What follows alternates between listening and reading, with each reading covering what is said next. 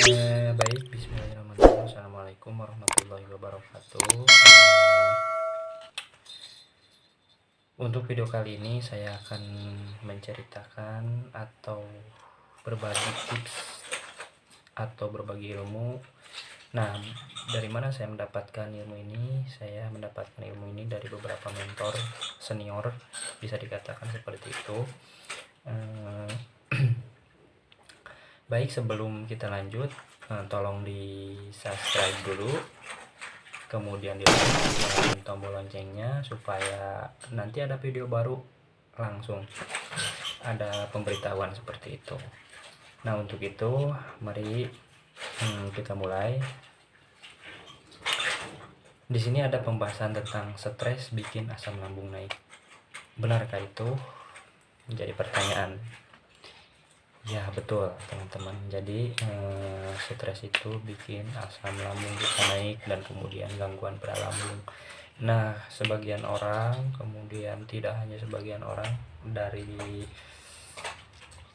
beberapa dokter juga dikatakan bahwa lambung itu otak kedua dari kita. Otak pertama, otak kedua, perut, seperti itu. Nah, di sini masih membahas tentang seputaran dispepsia, yaitu di sini ada dispepsia organik, kemudian ada dispepsia fungsional. Sebagaimana video sebelumnya saya jelaskan juga apa itu dispepsia organik dan apa itu dispepsia fungsional, seperti itu.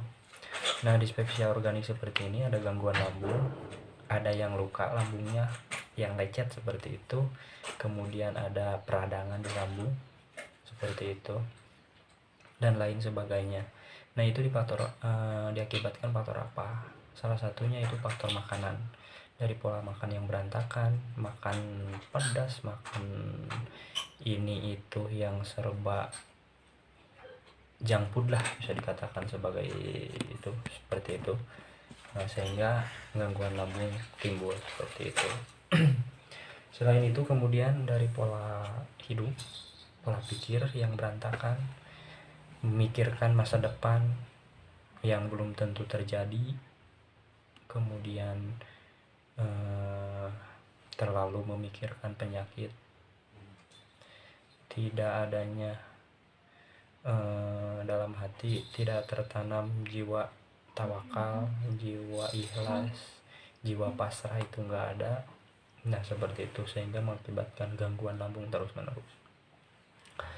Nah, di sini dispepsia seperti luka pada lambung, radang pada lambung dan sebagainya, bisa diobatikah oleh dokter? Ya, jelas tentu bisa diobati. Sepengalaman saya juga ada peradangan dulu pas awal terjadi seperti itu, berobat ke dokter dalam waktu 1 minggu, lamanya 2 minggu, alhamdulillah normal lagi, kembali seperti semula. Namun makanan-makanan yang dilarang itu seperti yang pedas-pedas, kemudian yang asam, santan dan lain sebagainya, saya tidak masuk seperti itu. Nah, saya dikasih obat waktu itu, sirup ya berwarna pink, kemudian ada pil juga, ada vitaminnya dan lain sebagainya. Alhamdulillah sembuh dalam waktu 1 minggu 2 minggu, seperti itu. Nah, di sini yang paling sulit disembuhkan, paling sulit ya bisa dikatakan paling sulit, tapi tenang teman-teman, jangan terlalu terlalu dipikirkan, jangan terlalu takut, jangan terlalu cemas, jangan terlalu khawatir, karena semua itu tidak berbahaya, ya tidak berbahaya, namun hanya ada gangguan saja pada fungsi-fungsinya, termasuk fungsi di sini, kemudian di jiwa kita yang kurang tenang, kurang rileks dan lain sebagainya, seperti itu. Nah, di sini yang mungkin yang sulit disembuhkan, yang lama lah faktor penyembuhannya, yaitu dispepsia fungsional. Dispepsia fungsional di sini tidak ada luka, tidak ada peradangan, namun asam lambung yang selalu menyemprot. dan gas lambung yang berlebih. Seperti itu diakibatkan oleh apa? Diakibatkan oleh stres, faktor pikiran, bisa faktor makanan, bisa yang mengandung gas sehingga asam lambung naik seperti itu. Nah, di sini yang fungsional di sini emang tidak ada luka, tidak ada radang memang seperti itu, namun sangat mengganggu di aktivitas sehari-hari kita. Pengalaman saya, aktivitas sehari-hari sangat terganggu, sulit ke sana, sulit ke sini dan lain sebagainya. Nah, kemudian dispepsia fungsional ini bisa memunculkan si teman kita, yaitu anxiety. Nah, itu teman kita yang disebut anxiety. Nah, anxiety di sini ada berupa-rupa level ya, seperti PPKM ada levelnya. Nah, anxiety di sini ada beberapa level ringan, kemudian level sedang, dan level bisa dikatakan berat seperti itu. Nah, sini tidak bukan penyakit fisik ya, maksudnya anxiety di sini hanya penyakit dari sini jiwa, mungkin ya jiwa, karena selalu dilingkari dalam posisi cemas.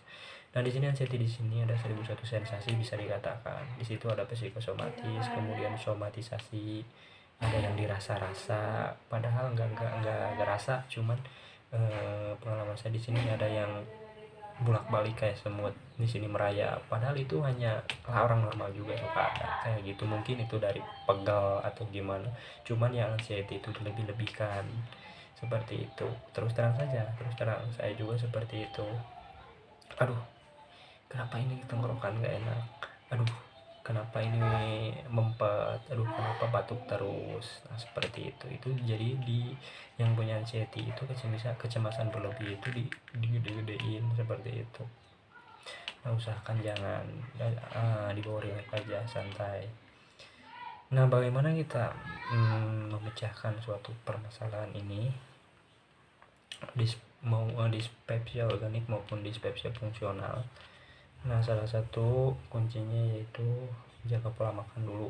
Terlebih dahulu nomor 1, jaga pola makan. Saya perlu ingatkan lagi, bisa kita misalkan mengendalikan atau mengontrol pola hidup, tetapi pola makan tidak bisa dikontrol, otomatis dispepsia akan terus menyerang.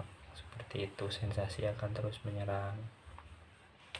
Nah, dari pola makan di sini ada yang dipantrang dan ada yang tidak. Kalau misalkan pergi ke dokter, misalkan dokter nyaranin aduh jangan makan ini dulu, aduh jangan makan itu dulu, ya terserah.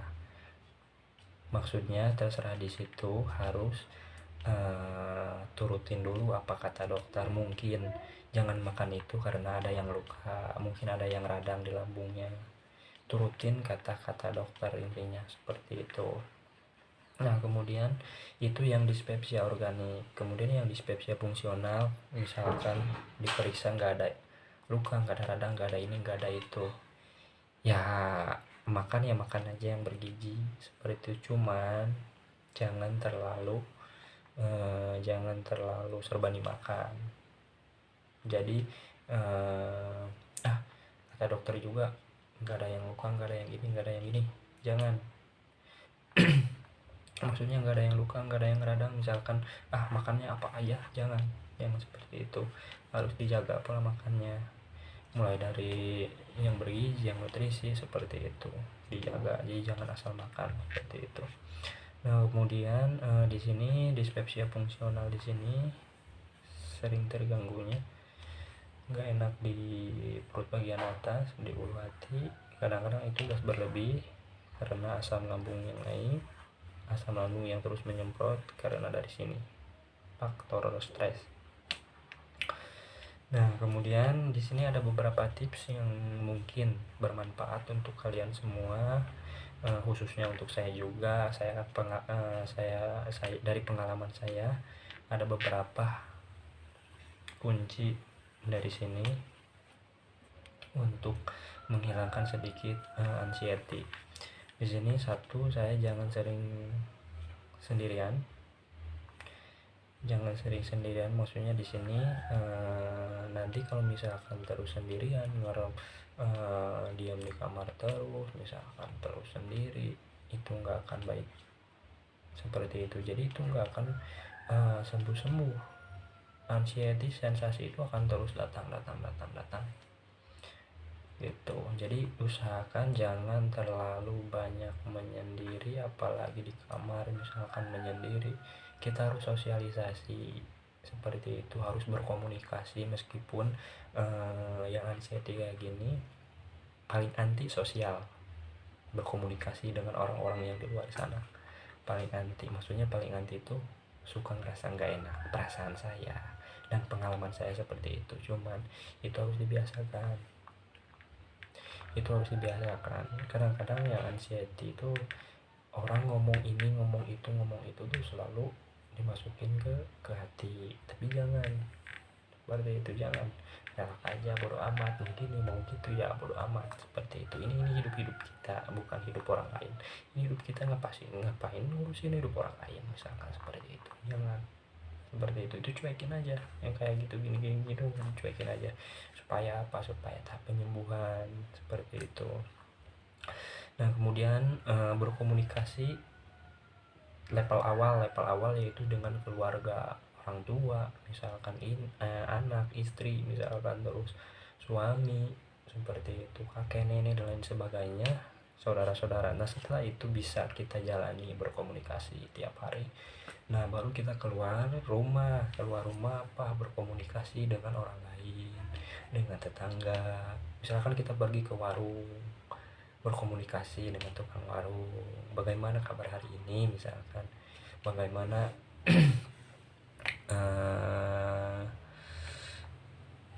pokoknya gitulah, pokoknya banyak lah, tanya-tanyain, sedikit cerita dengan mereka, berbagi gitu. Intinya kita harus ada komunikasi dengan orang lain seperti itu.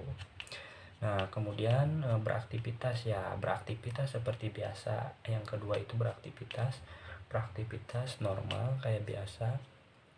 Dan usahakan jangan terlalu diam di rumah, usahakan keluar rumah, olahraga, stretching, pemanasan dikit-dikit, senam SKJ kayak gitu. Itu peregangan otot-otot, tulang-tulang, kemudian pikiran saraf supaya jernih. Banyaklah di YouTube searching, di situ ada senam SKJ, kemudian ada stretching untuk penyakit asam lambung atau gangguan kecemasan seperti itu. Bisa kalian searching di YouTube. Kemudian selain itu jangan melamun. Nah usahakan jangan suka melamun.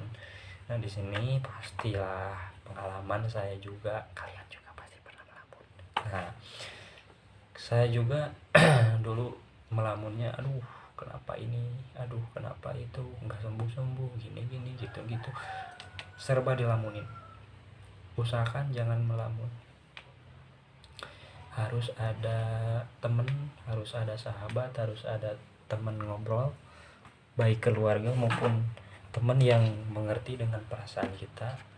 Misalkan ada kakak, misalkan kita ceritakan, kak saya punya anxiety, saya punya gangguan gini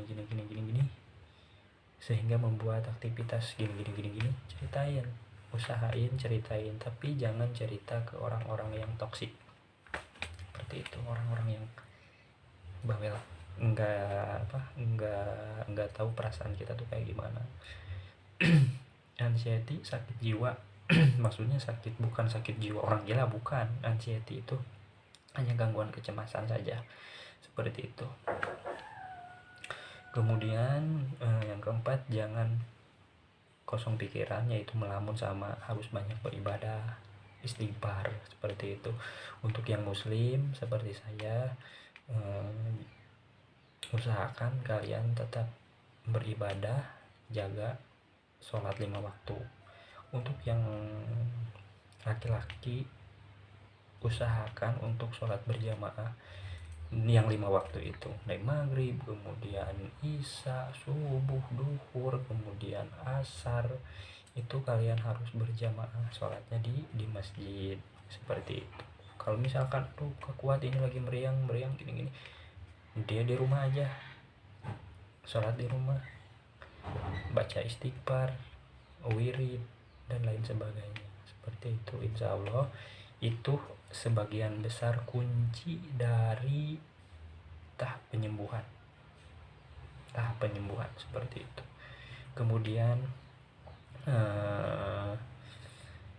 untuk perempuan juga sama, beribadah di rumah seperti itu.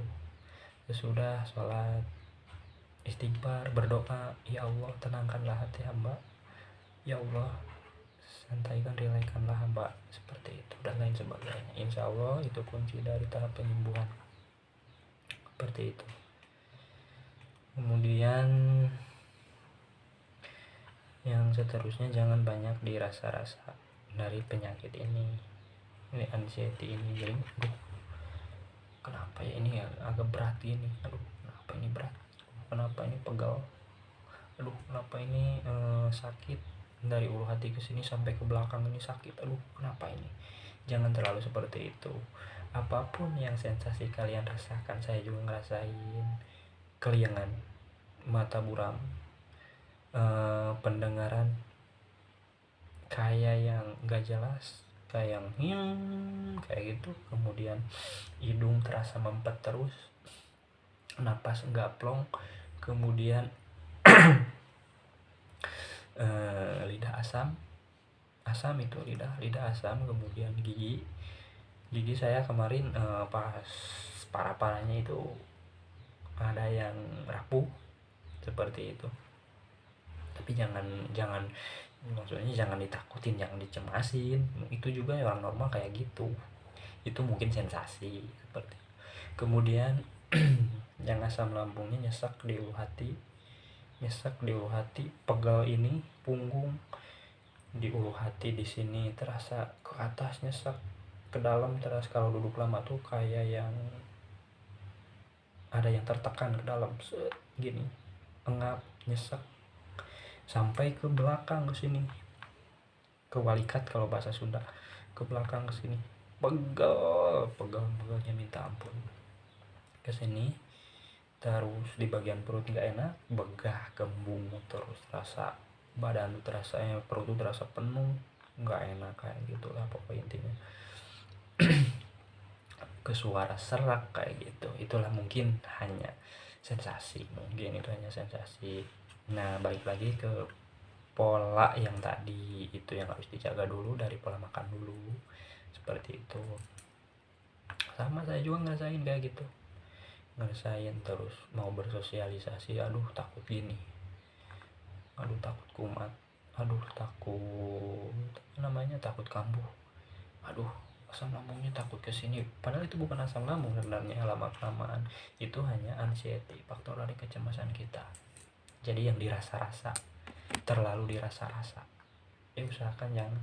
Kalau misalnya ada yang mengeluhkan dari sensasi itu, misalkan ada agak nyesek, agak dada berat, usahakan kalian jangan diam, usahakan jangan diam. Terus bagaimana Kang Nuk? Nah, jadi ambil air putih hangat, usahakan minum harus air putih hangat, jangan air dingin, apalagi air dari kulkas, air es jangan ya. Usahakan air hangat, air putih hangat seperti itu. Sangat kuku lah, jangan terlalu panas. Minum 1 gelas, baru jalan-jalan keliling dalam rumah maupun di luar rumah. Kalau saya dari luar rumah kemudian masuk ke rumah, ke dalam ya, biasa jalan-jalan, lupain pikiran kotor. Maksudnya pikiran kotor tuh buang jauh-jauh, pikiran anxiety-nya, ini kenapa. Nah, itu pikiran harus dibuang, alihkan itu pikiran ke hal-hal yang positif. Ingat masa lalu yang indah.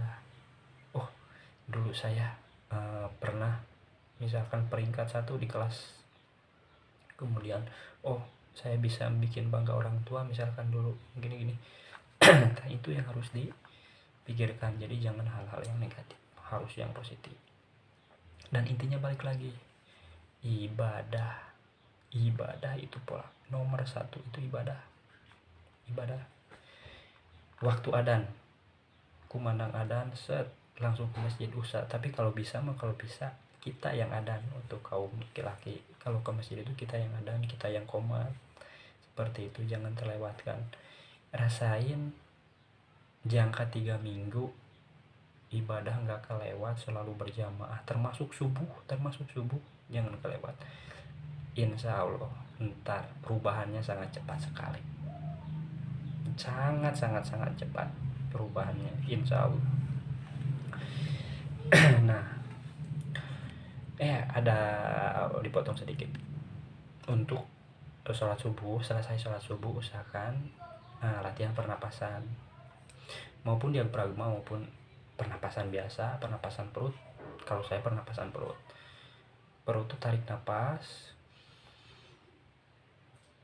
otomatis perut kan gini, kalau ditarik napas tuh perut kan kayak yang keluar gitu.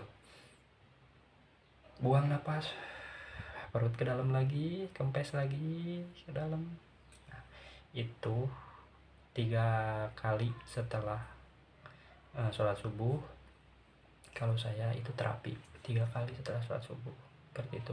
Yang punya madu minum, karena madu juga bagus untuk kesehatan, seperti itu. Nah, intinya ibadah. Kemudian optimis untuk apa, Kang Nub? Optimis untuk penyembuhan.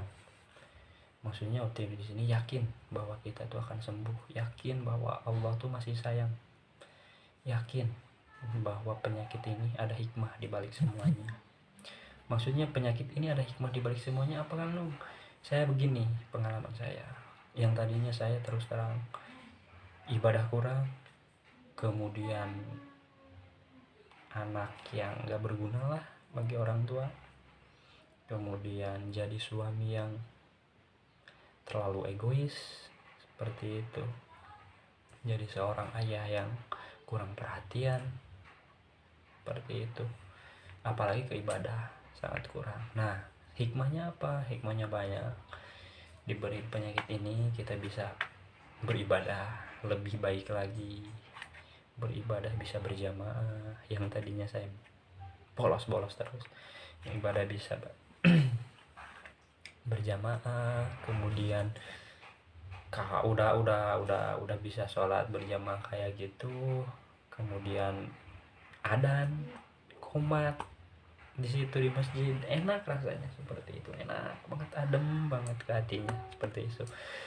Untuk yang pertama, saya sholat Jumat itu banyak sensasi. Sebelum berangkat tuh berpikir dulu, takut kambuh ntar pas sholat aku takut kambuh lagi, asam lambung aku naik lagi, pas sholat nanti aku takut pingsan, aku malu sama orang, ntar pas sholat takut pusing kelayangan kayak gini, takut mati, takut gini, takut gitu. Itu pengalaman saya dulu pas bulan parah-parahnya.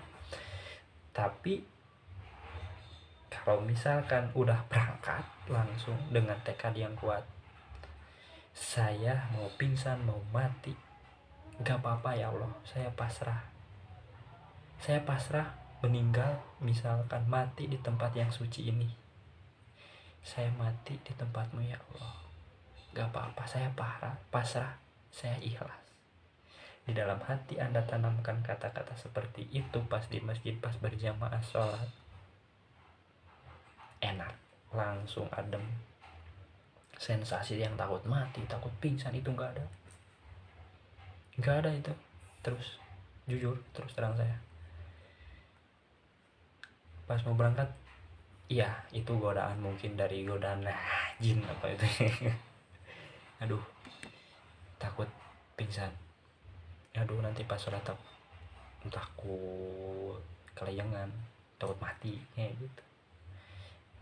Pada suatu saat saya beranikan diri berangkat langsung ke masjid. Emang gak enak, takut gini, takut gitu. Tapi pas sholat saya dipikirkan dan di hati berkata, ya Allah, jika saya harus mati di tempat yang sucimu ini, matikanlah hari ini saja. Ya Allah, jika saya masih panjang, diberikan umur panjang, ya panjangkanlah, tenangkanlah hati hamba. reaksinya, efeknya langsung enak. Sholat khusyuk, bawaannya enak, rileks, santai, sampai selesai pulang ke rumah bas enak itu hati. Dilamunin lagi di kamar, aduh nggak enak lagi, banyak sensasinya. Makanya harus banyak kegiatan, banyak aktivitas, itu kuncinya. Tapi jangan yang berat-berat. Aktivitas aja seperti biasa, seperti itu. Nah kemudian kita harus optimis. Emang kita harus optimis, jangan pesimis. Kita optimis itu yakin bahwa kita tuh akan sembuh, yakin bahwa saya tuh akan sembuh dan kuat bisa melewati ini semua. Allah itu sayang, Allah itu sangat sayang kepada umatnya. Kita nggak mungkin dikasih penyakit seperti ini berlama-lama, berlarut-larut kalau nggak ada hikmah di balik semuanya. Ya enggak? Ini semua ada hikmahnya teman-teman, banyak sekali hikmahnya, banyak. Allah itu sayang pada kita, sayang. Terus terang jujur, Allah itu lebih sayang. Ada orang yang mengatakan bahwa penyakitmu itu adalah pelebur dosamu selagi kamu berada di dunia. Pelebur teman-teman. Rasa sakit itu dibarengi dengan rasa ikhlas, tawakal, dan penuh kesabaran. Itu menjadikan pelebur, penghapus dosa-dosa yang pernah kita alami selama kita di dunia. Bukan kata saya juga, itu kata kiai. Emang ada hadisnya juga loh, seperti itu. Ada hadisnya juga seperti itu. Jadi kita optimis, yakin bisa bahwa penyakit ini nggak terlalu berat. Maksudnya nggak berat juga, nggak berat. Kita raga ya alhamdulillah, raga sakit nggak dalam keadaan tidur mulu, aduh sakit. Tidak, sakit kita hanya di sini, di jiwa kita yang penuh dengan anxiety, penuh dengan kecemasan, seperti itu. Kalau kita kuat, jiwa kita kuat, yakin kita kuat, yakin, optimis, kita tuh kuat, sehat, walafiat, seperti itu. Yakin, jangan pesimis, kita harus optimis. Nah kemudian selain itu, jangan memikirkan masa depan. Kenapa kan masa depan harus dipikirkan, kita harus begini. Emang maksudnya kayak gitu. Kita jangan memikirkan masa-masa yang akan datang yang belum tentu terjadi, seperti itu, yang belum tentu terjadi.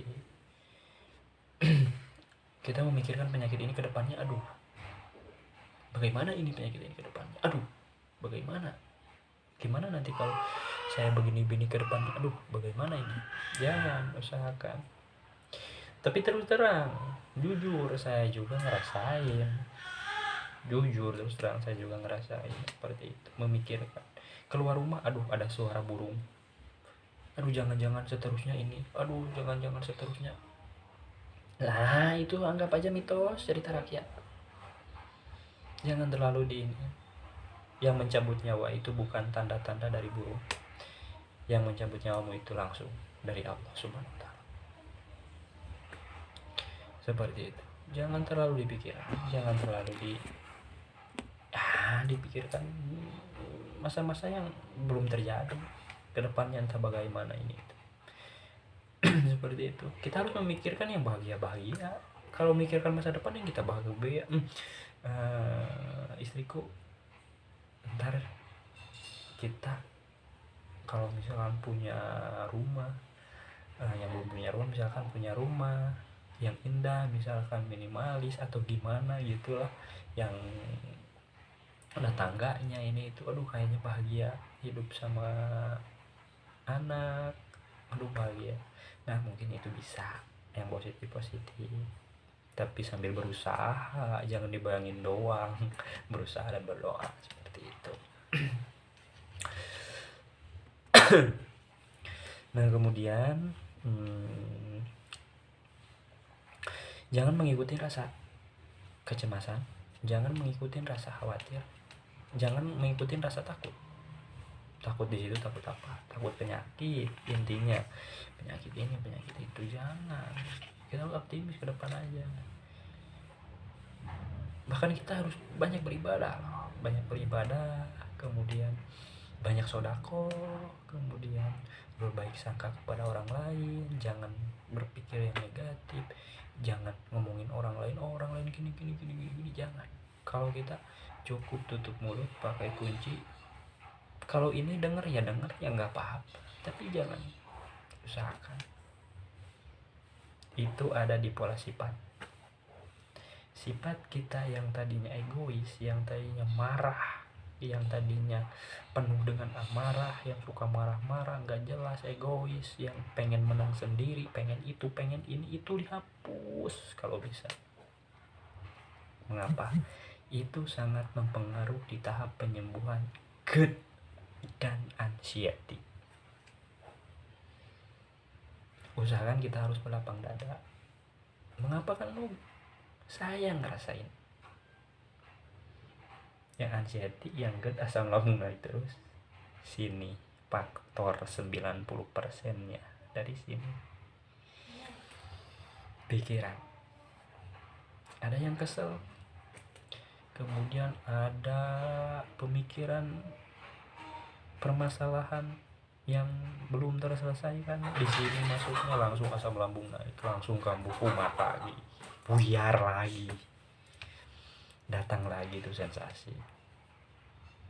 Nah, di pola sifat yang harus dibenerin, kita harus rendah hati. Orang lain ngomongin si itu si anu, usahakan kita tutup mulut, kunci mulut, jangan dengerin. Boleh didengerin dari sini, keluar dari sini, biarin kayak gitu, cuma numpang lewat doang. Jangan dianggap orang kayak gini ngomong kayak gitu ya, masa bodoh orang lain. Apanya kita? Lebih baik kita ngurusin keluarga, ngurusin anak, ngurusin istri, seperti itu. Apanya dengerin, nggak penting. Nah, mungkin tips dari saya, mungkin hanya itu yang bisa mungkin saya sampaikan. Itu dari pengalaman saya, kemudian sebagian besar itu tips kunci dari mentor saya. Seperti itu. Jadi intinya ibadah, pola sifat, pola makan, sifat yang harus dirubah. Yang tadinya egois berusaha untuk rendah hati, mengalah untuk menang. Misalkan kita di posisi yang benar, misalkan orang lain di posisi yang salah, kita harus tetap mengalah. Dalam artian mengalah untuk menang. Seperti itu. Jangan aduh saya menang, saya benar, ini saya benar. Apa percuma di sini. Naik lagi ke sini, asam lambung naik, stres lagi, terus aja berputar kayak gitu. Nah, usahakan harus rendah hati, mengalah untuk menang. Jadi kita sadar diri bahwa kita tuh punya gangguan mental. Maksudnya bukan gila, gangguan mental bukan. Nah, seperti itulah. Nanti di video selanjutnya saya akan bahas lagi tentang sensasi-sensasi, kemudian dan kuncinya, kemudian sensasi apa lagi, misalkan masih banyak sensasi asam lambung, kemudian bagaimana cara mengatasinya, sosial fobia, kita nggak bisa bersosialisasi di luar, misalnya hanya berdiam diri sendiri gini, bagaimana kuncinya? Ntar di video yang akan datang saya pasti akan membagikan tips-tipsnya. Dan jangan lupa untuk supaya video ini bermanfaat untuk kalian, khususnya untuk saya sendiri, umumnya untuk kalian semua, jangan lupa di subscribe, kemudian di like, tombol loncengnya kalian nyalain ya, nyalain dan subscribe, seperti itu. Dan kalau misalkan ada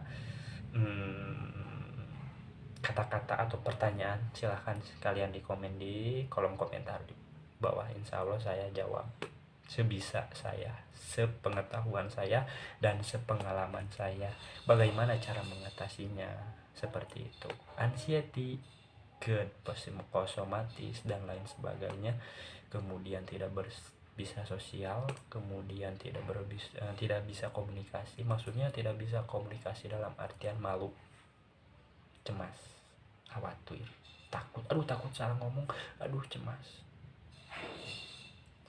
Sama apa yang dirasakan kalian, sama saya juga seperti itu dulu. Nah, mungkin hanya itu video dari saya, video singkat. Nanti saya akan bikin video yang lebih dari pengalaman saya, dan kuncinya tetap saya akan memberikan kunci seperti itu, tidak melainkan hanya materi saja, tidak, saya akan memberikan kuncinya bagaimana caranya, seperti itu ya. Baik teman-teman, mungkin hanya segitu dari saya. Salam sehat, salam bangkit, penuh energi, yes, kuat, yakin bisa, yakin kita sembuh, yes. Billahi taufiq wal hidayah. Wassalamualaikum warahmatullahi wabarakatuh.